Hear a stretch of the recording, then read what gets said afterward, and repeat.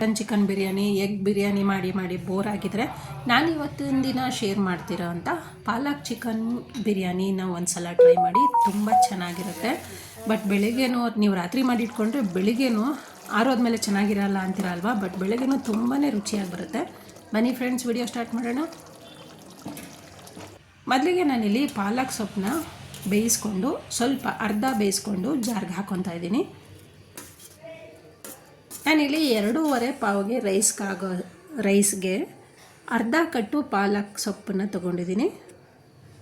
ಜೊತೆಗೆ ಒಂದು 8 ಹಸಿರು ಮೆಣಸಿನ್ಕಾಯಿ. ಯಾಕೆ ನಂಬರ್ಸ್ನ ಹೇಳ್ತಾ ಇದ್ದೀನಿ ಅಂದರೆ ನಿಮಗೆ ಅಳತೆ ಗೊತ್ತಾಗಬೇಕಲ್ವ, ಅದಕ್ಕೋಸ್ಕರ.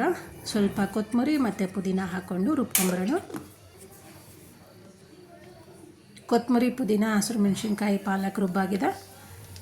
ಒಂದು ಪಾತ್ರೆಯಲ್ಲಿ ಸ್ವಲ್ಪ ಡಾಲ್ಡಾ ಹಾಕ್ಕೊತಾ ಇದ್ದೀನಿ. ನೀವು ಡಾಲ್ಡಾ ಬದಲಾಗಿ ಮನೆ ತುಪ್ಪನೂ ಹಾಕೊಬೋದು. 2 ಸ್ಪೂನಷ್ಟು ಡಾಲ್ಡಾ ಹಾಕ್ಕೊಂಡಿದ್ದೀನಿ. ಸ್ವಲ್ಪ ಎಣ್ಣೆನ ಹಾಕ್ಕೊಳ್ಳೋಣ.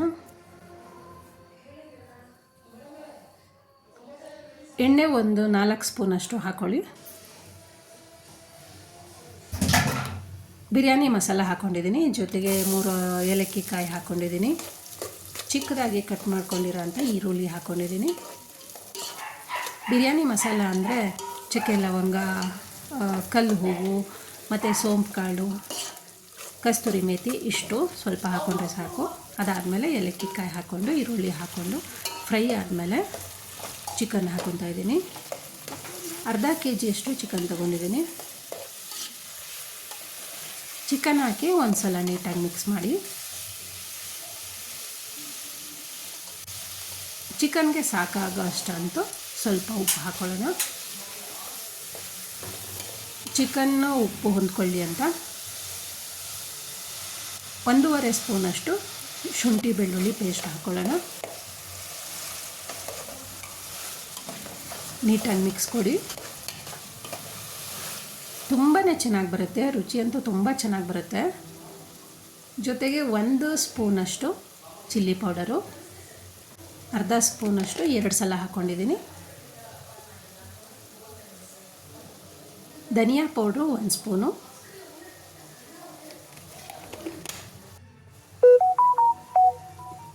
ಜೊತೆಗೆ ಅರಿಶಿನ ಪುಡಿ, ಪೆಪ್ಪರ್ ಪೌಡರ್ ಅರ್ಧ ಸ್ಪೂನು, ಚಿಕನ್ ಮಸಾಲ ಪೌಡರು 1 ಸ್ಪೂನಷ್ಟು. ನೀವು ಚಿಕನ್ ಮಸಾಲ ಇಲ್ಲ ಅಂದರೆ 1 ಸ್ಪೂನ್ ಗರಂ ಮಸಾಲನೂ ಹಾಕ್ಕೊಬೋದು. ಮಿಕ್ಸ್ ಮಾಡ್ಕೊಳ್ಳೋಣ. ಇವಾಗ ನೀವೊಂದು ಸಲ ಟ್ರೈ ಮಾಡಿ, ನೀವೇ ರುಚಿ ಹೇಗೆ ಬಂತು ಅಂತ ನಂಗೆ ಕಮೆಂಟ್ಸಲ್ಲಿ ಹಾಕ್ತೀರಾ. ರುಚಿ ಅಂತೂ ತುಂಬಾ ಅದ್ಭುತವಾಗಿ ಬರುತ್ತೆ. ನೀಟಾಗಿ ಒಂದು ಸಲ ಮಿಕ್ಸ್ ಕೊಡಿ. ಮಿಕ್ಸ್ ಮಾಡಾದಮೇಲೆ ರುಬ್ಕೊಂಡಿರೋ ಅಂಥ ಪಾಲಕ್ ಸೊಪ್ಪನ್ನ ಹಾಕ್ಕೊಳ್ಳೋಣ. ನೋಡಿ, ಕಲ್ಲರ್ ಅಂತೂ ತುಂಬ ಚೆನ್ನಾಗಿ ಬರುತ್ತೆ. ಜಾರ್ಗೆ ಸ್ವಲ್ಪ ನೀರು ಹಾಕಿ ಮಿಕ್ಸ್ ಮಾಡ್ಕೊತಾ ಇದ್ದೀನಿ. ಫ್ರೆಂಡ್ಸ್, ಯಾರಾದರೂ ನನ್ನ ಚಾನಲ್ಗೆ ಹೊಸದಾಗಿ ಜಾಯ್ನ್ ಆಗಿದ್ದರೆ ದಯವಿಟ್ಟು ಸಬ್ಸ್ಕ್ರೈಬ್ ಮಾಡ್ಕೊಂಡು ನೋಡಿ. ಹಾಗೆ ಬೆಲ್ ಬಟನ್ ಕ್ಲಿಕ್ ಮಾಡಿ ಆಲ್ ಅಂತ ಸೆಲೆಕ್ಟ್ ಮಾಡ್ಕೊಂಡು ನೋಡಿ. ನಾ ಹಾಕೋ ಪ್ರತಿಯೊಂದು ನೋಟಿಫಿಕೇಷನ್ ಬರ್ತಾ ಇರುತ್ತೆ. ಅದಕ್ಕೋಸ್ಕರ ರುಬ್ಬಿರೋ ಅಂಥ ಪಾಲಕ್ ಸೊಪ್ಪನ್ನ ಹಾಕಿದ್ಮೇಲೆ 1 ಕುದಿ ಬರೋ ತನಕ ಬೇಯಿಸ್ಕೊಬೇಕು. ಕುದಿ ಬರ್ತಾ ಇದೆ. ನೆನೆಸಿಟ್ಕೊಂಡಿರೋ ಅಂಥ ಅಕ್ಕಿನ ಹಾಕ್ಕೊತಾ ಇದ್ದೀನಿ. ಅಂದರೆ ಜಾಸ್ತಿ ನೆನೆಸಿಲ್ಲ, ನಾನು ನೀರಲ್ಲಿ ಹಾಕಿ ತೊಳೆದು ಹಾಗೆ ನೀರನ್ನ ಸೋರಿಸಿಟ್ಕೊಂಡಿರ್ತೀನಿ. 2.5 ಪಾವು ಅಕ್ಕಿನ ಹಾಕ್ಕೊಂಡಿದ್ದೀನಿ. ಅಕ್ಕಿ ಹಾಕಿದ್ಮೇಲೆ ನೀಟಾಗಿ ಒಂದು ಸಲ ಮಿಕ್ಸ್ ಕೊಡಿ. ಕುಕ್ಕರಲ್ಲಿ ಮಾಡ್ತಾಯಿಲ್ಲ, ಪಾತ್ರೆನಲ್ಲೇ ಮಾಡಿ, ತುಂಬ ಚೆನ್ನಾಗಿರುತ್ತೆ. ಮಿಕ್ಸ್ ಆದಮೇಲೆ ನೀರನ್ನ ಹಾಕ್ಕೊಳ್ಳೋಣ. ನಾನಿಲ್ಲಿ 4.25 ಲೋಟದಷ್ಟು ನೀರನ್ನ ಹಾಕ್ಕೊಂಡಿದ್ದೀನಿ. ಯಾಕಂದರೆ ಮಸಾಲನೆಲ್ಲ ಹೆಚ್ಚು ಕಮ್ಮಿ ಅರ್ಧ ಲೋಟದಷ್ಟು ನೀರಿರೋದ್ರಿಂದ 4.25 ಲೋಟದಷ್ಟು ನೀರು ಸಾಕಾಗುತ್ತೆ. ನೀರು ಹಾಕಿದ್ಮೇಲೆ ಒಂದು ಸಲ ಮಿಕ್ಸ್ ಮಾಡಿ.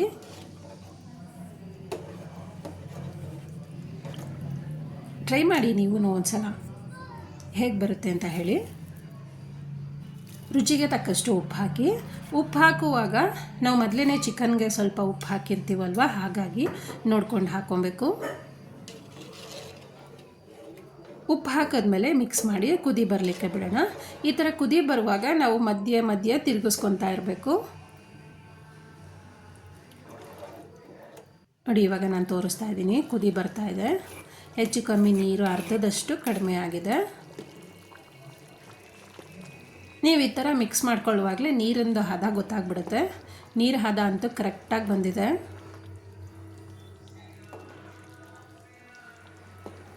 ಸ್ಮೆಲ್ಲಂತೂ ತುಂಬಾ ಚೆನ್ನಾಗಿ ಬರ್ತಾಯಿದೆ. ಇವಾಗ ಒಂದು ಪ್ಲೇಟಿಂದ ಮುಚ್ಚೋಣ. ಮುಚ್ಚಿದ ಮೇಲೆ ಮಧ್ಯ ಮಧ್ಯ ತಿರುಗಿಸ್ಕೊತಾ ಇರಬೇಕು. ಪ್ಲೇಟ್ ತೆಗೆದು ತೋರಿಸ್ತಾ ಇದ್ದೀನಿ ನೋಡಿ. ವಾವ್, ನೀರು ನೋಡಿ ಎಲ್ಲ ಕರೆಕ್ಟಾಗಿ ನೀರೆಲ್ಲ ಕಡಿಮೆ ಆಗಿದೆ. ಸ್ವಲ್ಪನೇ ಮಾತ್ರ ನೀರಿದೆ. ಈ ಥರ ಅಂದರೆ ಸ್ವಲ್ಪ ನೀರಿರುವಾಗ ನಾವೇನು ಮಾಡಬೇಕು ಅಂದರೆ ಸ್ಟವ್ನ ಸಿಮ್ಮಲ್ಲಿಟ್ಟು ಮೇಲ್ಗಡೆ ಎಲ್ಲ ನಾನು ಇವಾಗ ತೋರಿಸ್ತಿದ್ದೀನಲ್ವ ಸ್ಪೂನಲ್ಲಿ, ಆ ಥರ ನೈಸಾಗಿ ಮಾಡಿ ಒಂದು ಪ್ಲೇಟಿಂದ ಮುಚ್ಚಿ ಸ್ಟವ್ ಮೇಲೆ ಒಂದು ಗಟ್ಟಿ ತವಾನ ಇಟ್ಟು ಆ ಪಾತ್ರೆನ ಅಂದರೆ ಬಿರಿಯಾನಿ ಪಾತ್ರೆನ ಇಡಬೇಕು. ಪ್ಲೇಟ್ ಮೇಲೆ ಒಂದು ಪಾತ್ರೆಯಲ್ಲಿ ನೀರಿಡಿ ದಮ್ ಕಟ್ಟಲಿಕ್ಕೋಸ್ಕರ.